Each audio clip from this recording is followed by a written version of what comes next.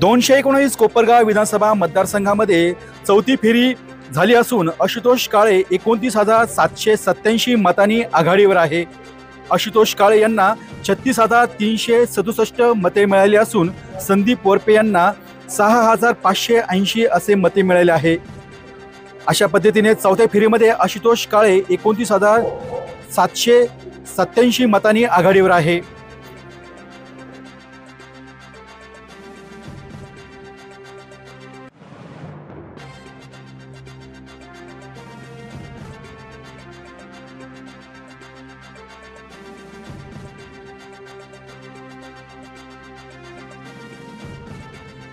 D news वृत्तवाहिनी सामाजिक, शैक्षणिक, राजकीय, धार्मिक, सहकार, सांस्कृतिक, कृषी या सर्व चालू घडामोडींचा वेध घेणारी वृत्तवाहिनी।